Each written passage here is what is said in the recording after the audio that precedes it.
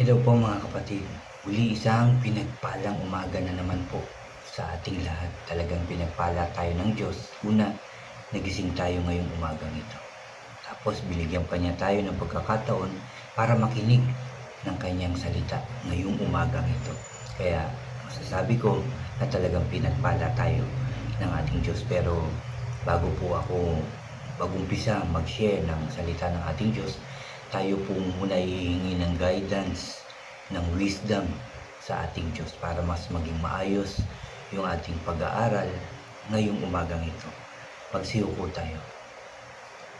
Ama sa langit, aming Diyos na makapangyarihan sa lahat, aming Diyos na banal, muli ka namin pinupuri, pinasasalamatan. Maraming salamat sa umagang ito. Una nga po, Lord, sa paggising mo sa amin ng maayos at malakas ang katawan. Binigyan na naman ng chance na magawa yung mga dapat namin gawin. I pray na lahat ng aming gagawin, iisipin, sasabihin, ikikilos, Lord, ay maging kalugod-lugod sa iyo. Lord, muli mo po kaming samahan, turuan at gabayan ngayong pag-aaral ng iyong salita, Lord God. Bigyan mo po kami ng wisdom, ng knowledge, and open our minds and understanding para lubusan namin itong maintindihan. Lord, muli mo rin po akong samahan, turuan, gabayan, para lahat po ng aking sasabihin ay galing lamang po sa iyong salita.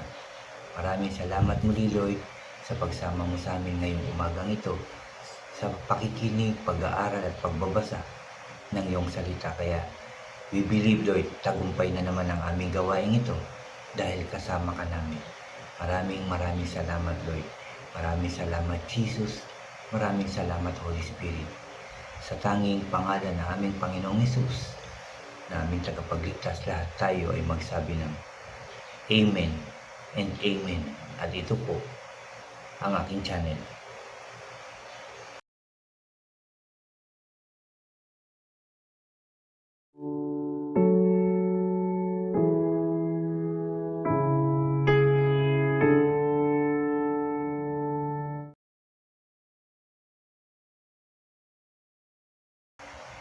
Hello po ulit mga kapatid, ulitin ko lang isang pinagpalang umaga po sa inyong lahat mga kapatid. Bago ako mag-share ng salita ng ating Diyos, itong aking devotion ngayong araw na to, ay anyayahan ko lang po yung mga bago dyan sa aking channel. Huwag niyo pong kalimutan na mag-subscribe, paki-like and share niyo po yung aking mga videos at paki-click din po ang notification bell para lagi po kayong updated sa mga bago at iba ko pang i-upload. Salamat mga kapatid, salamat po. Mga kapatid, ang aking i-share sa inyo ay dito pa din sa John chapter 8. Pero nandito na po ako sa verse 21 hanggang 25 po yung aking i-share sa inyo ngayong umagang ito. At talagang pagtutunan natin ng pansin itong verse 24 po mamaya. Babalik-balikan natin itong verse 24. At ito po ay may pamagat na hindi kayo makakarating sa pupuntahan ko. Yan po ang title ng chapter 8 verse 21 hanggang 25 po. At ito po ang sabi. Sinabi uli ni Jesus sa kanila, aalis ako, hahanapin niyo ako, pero hindi kayo makakapunta sa pupuntahan ko. Mamamatay kayo na hindi napapatawad ang mga kasalanan nyo. Sinabi ng mga Jewish leader, sabi niya, hindi raw tayo pwedeng pumunta sa pupuntahan niya. Magpapakamatay ba siya? 23, sumagot si Jesus, taga dito kayo sa mundo, pero galing ako sa itaas. Nakatira kayo sa mundong ito, pero hindi, sabi dito, hindi ako taga dito. Kaya sabi ulit sa verse 24, kaya sinasabi ko sa inyo, mamamatay kayo. Sa kasalanan nyo, mamamatay kayong hindi napapatawad ang kasalanan nyo kung hindi kayo maniniwala na ako ay ako nga. At verse 25, sino ka ba? Tanong nila. Sumagot si Jesus, yung sinasabi ko sa inyo nung umpisa pa lang. At 26, marami akong pwedeng sabihin at ihatol sa inyo, pero hindi nagsisinungaling ang nagpadala sa akin. At sinasabi ko sa mga tao sa mundo kung ano lang ang narinig ko sa Kanya. At yan ang salita ng ating Diyos. Salamat sa salita ng ating Diyos. Hanggang verse 26 po, 21 hanggang verse 26 po yung aking binasa ngayong umagang ito. At sabi ko nga, puntahan natin muna ulit yung 21 na sinabi ng Panginoong Hesus. Sinabi uli ni Hesus sa kanila, aalis ako, hahanapin niyo ako, pero hindi kayo makakapunta sa pupuntahan ko. Mamamatay kayo na hindi napapatawad ang mga kasalanan nyo. Madiin itong sinabi ng ating Panginoong Hesus. Sabi niya, mamamatay kayo na hindi napapatawad ang mga kasalanan nyo. Bakit kaya? At dito ulit sa verse 24, sinabi niya para maintindihan natin mabuti. Kaya sinasabi ko sa inyo, mamamatay kayo sa kasalanan nyo, mamamatay kayong hindi napapatawad ang kasalanan nyo kung hindi kayo maniniwala na ako ay ako nga. Ulitin ko lang, salamat sa salita ng ating Diyos. Ano yung dapat malaman natin sa ating Panginoong Hesus? Ano yung dapat na ating malaman para hindi tayo mamatay na hindi napapatawad yung ating mga kasalanan? Ang malaman natin ang gospel. Ang malaman natin dapat na ang Panginoong Hesus ay bumaba dito sa lupa. Namatay, inilibing, at pagdating ng pangatlong araw ay muling binuhay ng Ama na nasa langit. Pinako siya sa krus, di ba po? Namatay. At pagdating nga po ng ikatlong araw, siya ay muling binuhay.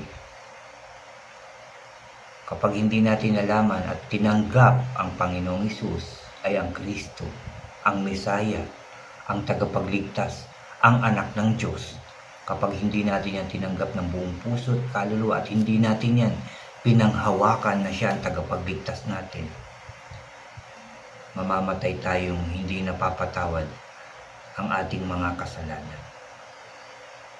Yan po ang tinuturo sa atin ngayong umagang ito na dapat natin malaman, dapat nating matanggap, dapat nating isabuhay, at dapat natin i-share, ihayag, ituro sa ibang tao. Una na siyempre, first ministry, ang pamilya. Kasama dyan yung mga mahal natin sa buhay, kapatid, pamangkin, di ba po, tito, tita, apo, sabihin na natin, kasama po yan sa ating first ministry. Bago tayo pupunta sa ating kapwa, sa ibang tao. Saan? Sa mga kasamaan sa trabaho, o schoolmates, di ba po, kaibigan. Yan yung mga dapat nating sharean, hayagan, turuan ng salita ng ating Diyos para sila din ay hindi mamatay nang hindi napapatawad ang kanilang kasalanan. Napakahalaga po na malaman natin itong lahat. Gusto ko po itong mabasa dahil gusto ko rin na mamatay ako na napatawad yung aking kasalanan o mga kasalanan, isang damukal na kasalanan. Gusto kong mapatawad ako ng Diyos. Kaya gusto ko rin itong i-share sa inyo. Gusto ko rin sabihin sa inyo na ito'y dapat nating gawin, dapat nating tanggapin na ang Panginoong Hesus ang ating tagapagligtas, ang ating hari, ang ating Panginoon, ang anak ng Diyos, ang ating tagapagligtas. Kaya sa oras na to, ini-encourage ko po ang lahat ng nakapanood nito, ng sharing kong ito dito nga po sa John chapter 8, ay ini-encourage ko po kayo na ibahagi nyo po ito. I-share nyo po ito sa inyong mga mahal sa buhay. Lalo-lalo na sa inyong pamilya, mga kapatid. sa asawa o partner pa lang, sa buhay, mga anak, sabihin po natin ito, ituro po natin ito. Huwag po natin itong makakalimutan. Araw-araw, alalahanin natin ito na kailangan natin tanggapin, paniwalaan ang Panginoong Hesus ang ating tagapagligtas. Yun nga po, yung sabi ko nga po kanina, i-share natin, ituro din natin ito sa ating mga mahal sa buhay at sa ating kapwa. Huwag tayong mahihiya na magbahagi ng salita ng ating Diyos. Dahil yan po ang pinapaalala, tinuturo at inuutos sa atin ng Diyos ang ibahagi ang kanyang salita. Napakaganda po ng sinasabi na naman, lahat naman ng ating nababasa sa Biblia, lahat ng ating napapakinggan sa mga preaching, kagaya sa sharing na ito na kahit sabihin natin na ito'y simple, na pag-share ko lamang po ng aking devotion, pero ito po ay napakahalaga para sa ating mga tao. Marami po kayo dyan, hindi ko sinasabing ito lang ang panoorin nyo, wag ang iba. Marami po kayo dyan na talagang masasabi natin na magaling mag-share ng Word of God, di ba? Yung mga anointed pastors, di ba? Bishop, ayan po, mga leaders dyan. Marami po dyan.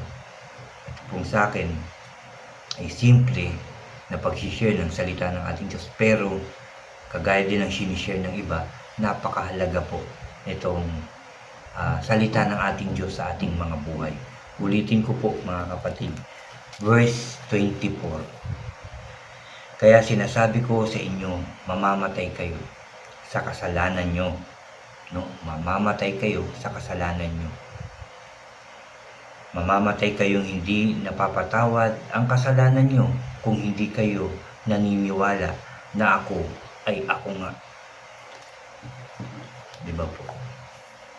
Napakahalaga ng sinasabi ngayon ng ating Diyos, ng ating Panginoong Hesus, na tinuturo sa atin na kailangan kilalanin natin siyang mabuti at paniwalaan natin siya na siya ang Kristo. Ulitin ko lang na siya ang ating tagapagligtas. Accept natin, ituro natin, ihayag natin sa ibang tao ang natutunan natin ngayong umagang ito. Marami pong sabihin na natin ang totoo, no? Na marami pang hindi nakakakilala ng lubusan sa ating Diyos, lalo-lalo na sa ating Panginoong Hesus. Nakita lang nila nasa cross, pinako, napanood nila sa movies, Passion of the Christ, at marami pang iba, di ba po? Pero marami pa tayong malalaman, matututunan, matutuklasan sa Biblia, sa salita ng Diyos, na yung mga dapat nating gawin, dapat natin isabuhay, dapat natin i-share sa ating mga mahal sa buhay. Marami tayong matututunan. Kaya ini-encourage ko po ulit kayo na magbasa ng salita ng ating Diyos. Pag hindi natin pamaintindihan kaagad, pray. Hingi tayo ng wisdom, hingi tayo ng knowledge, understanding sa ating Diyos. Sigurado ko bibigyan niya tayo para lubusan natin maintindihan ang kanyang salita. At pag nabasa natin, balik-balikan natin. Sabi nga sa Biblia, pag bulay-bulayan natin araw at gabi ang salita ng ating Diyos para talagang matatak sa ating mga puso. Para habang ibinabahagi natin, nararamdaman din natin yung ating sinasabi na ito hindi lang sa kanila na tayong nagsishare ng Word of God, kundi yung salita ng Diyos ay para sa atin din, para sa kanila at para sa ating lahat, mga kapatid. Para sa ating lahat ang salita ng ating Diyos. At ito po, ulitin ko lang na every time na tayo po ay magbabasa, makikinig ng Word of God, kinakausap tayo ng Diyos. Kinakausap niya tayo, tinuturuan niya tayo, pinapaalalahanan niya tayo. At pag nanalangin tayo, tayo naman yung nagsasalita, tayo naman yung kumakausap sa ating Diyos. Kaya napakahalaga ng talagang mananalangin muna, hihingi tayo ng guidance, ng wisdom, knowledge, understanding sa ating Diyos pag nagbabasa, para maunawaan natin. Pag naunawaan natin, maya-maya balikan ulit natin, and then pray. Thank God, no? Magpasalamat tayo sa Diyos dahil nakapagbasa tayo ng salita niya. May natutunan na naman tayo. Magpasalamat tayo sa kanyang mga sinasabi dahil nagtuturo ang Diyos na tayo'y mamuhay ng matuwid.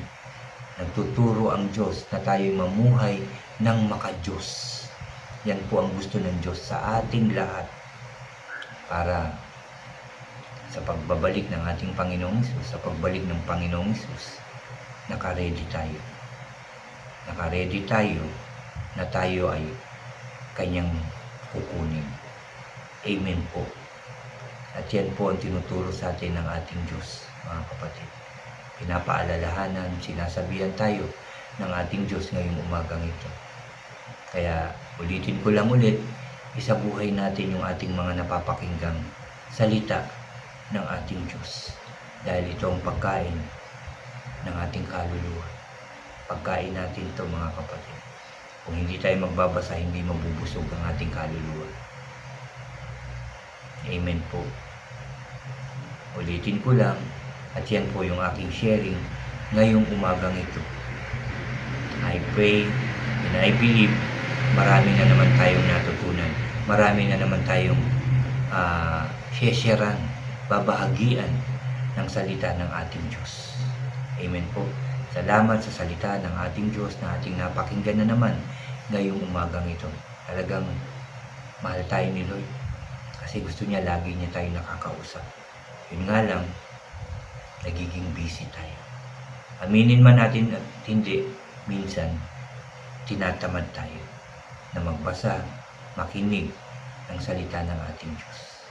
Hingi tayo ng tulong lagi kay Lord nang bigyan tayo ng kasipagan para araw-araw tayong makikinig, magbabasa ng salita ng ating Diyos at gawin din nating manalangin ng manalangin oras-oras dahil napakarami natin talagang dapat ipagpasalamat sa ating Diyos, lalong-lalo na itong pagkakataon na binigay ng Diyos na tayo makapakinig ng kanyang salita.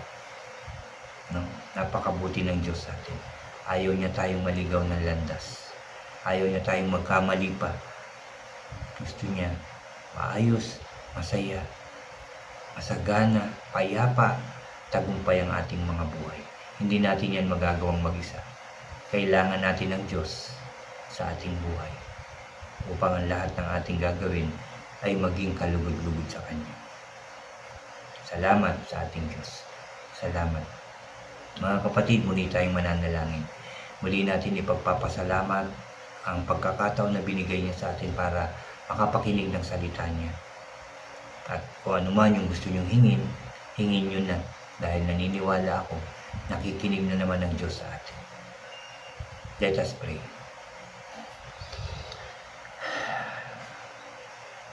Yes, Lord, aming Ama na nasa langit, aming Amang banal, aming Amang mapagpala, aming Amang mapagpatawad. Muli kami nagpapasalamat sa umagang ito sa iyong salita na aming nabasa, napakinggan, napag-aralan na naman ngayong umagang ito. Thank you, Lord God, dahil dito talagang tinuruan mo na naman kami, sinabihan kami na mamamatay kami kung hindi namin kikilalanin ang Panginoong Hesus na aming tagapagligtas. Hindi mapapatawad ang aming mga kasalanan kung hindi namin tatanggapin ang Panginoon na siya ay anak niyo, O God. Lord, salamat. Salamat po. And I pray nga, Lord God, na ito'y maisabuhay namin ang aming narinig na naman ngayong umagang ito. At tanggapin sa buong puso't kaluluwa at kalakasan namin na ang Panginoong Hesus mismo ang aming tagapagligtas. Siya'y binigay mo para sa amin, Lord God, para mapatawad ang aming kasalanan.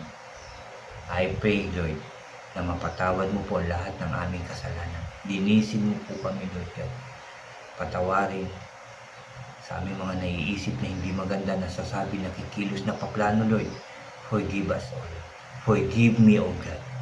Forgive us all. Sa lahat ng aming kasalanan at karumihan, O God, patawarin mo po kami upang karapat-dapat kaming tanggapin ng Panginoong Hesus na aming tagapagligtas. Salamat sa umagang ito sa iyong salita, Lord God.